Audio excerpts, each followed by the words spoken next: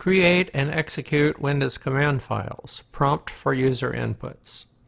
This video shows how to prompt for, read, and process user inputs when executing batch files. You are watching a Tom's Tech Notes video. If you like this video, please wait until you are finished watching it, then click my name, Thomas Wallace, to visit my channel page. A welcome video will play to describe my other videos. This code shows how to prompt the user for keyboard input of text or numbers in a loop, and then process the values. All user entries must be ended by pressing Enter. Both examples exit the loop when the user presses Enter without typing.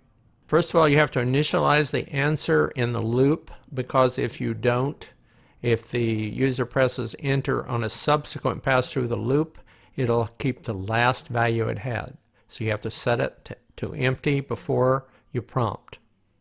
This is the prompt instruction. It prompts enter today's date, then press Enter : It's prompting right here. And let's say I entered a valid date. It doesn't matter what string you enter, this is just reading text. Enter the text and then press Enter. First of all, it tests, did the user just press return without typing anything? If so, it exits the loop by jumping to here.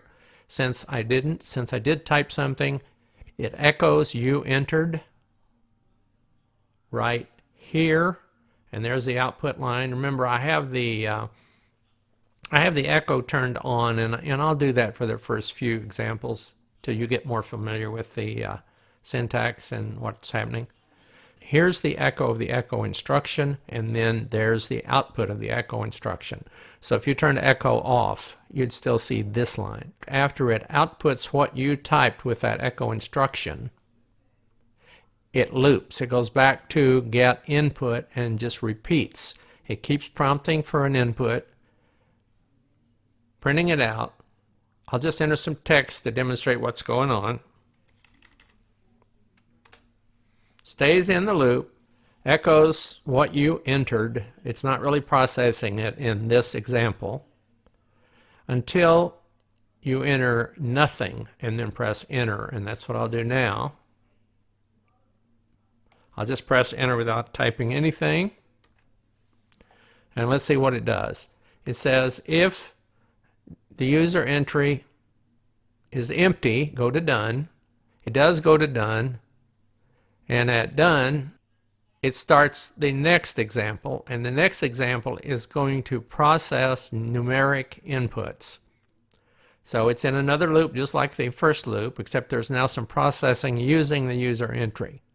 So it says enter a number to calculate the square, and I'll enter a number, 5, press Enter. What it does, if you did enter something, it does not branch, because it only branches if you entered nothing. So now it says, it sets, you have to use the A if you're going to do an expression, set /A. It's going to set the variable square to be the answer it requested here times itself, which is the answer squared. Then it's going to echo the input number, the word squared, and equal, and the value of the square. So here it is right here. The output of that entry, 5 squared equals 25. Remember, the number squared equals the square. Then it's going to loop, and it's going to keep doing that until I enter nothing. And I'll go ahead and enter one more number, 55, and press Enter. And again, it goes through the code, displays 55 squared equals 3025, loops around again, and finally I'll just press Enter without entering a number. Then it goes to Done 1, which Done 1 does the pause, and that's where it says now. So that's how you prompt for inputs. You can use the variables you entered. Remember, when this form of the set instruction with the P, it does prompt with the string following the equals, and puts the user entry into the variable answer. Now I don't have a code in here to see if that number if the entry really is an answer. I don't have code here to see if the user entry is really a number. You need to find out how to check for the value being an actual number, and there's various ways to do that, and we'll go into some error detecting in later videos. But for now, let's go ahead and exit and execute it again. I apologize for cutting off the screen the way it is, but I couldn't figure any other way to make the input and the output readable in the video. So let's go down. Let's skip the first part by entering nothing. Now we're down to entering a number. Let's enter an invalid number. Let's just enter a letter. So it says, okay, the square of y times y turns out to be 0 because those aren't numbers. And then it prints the result, y squared equals 0. So this particular example, if you enter a character instead of a number, it'll just come out to be 0 and it won't give you an error indication.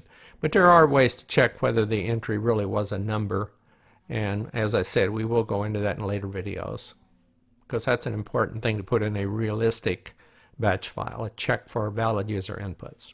Thanks for watching my video.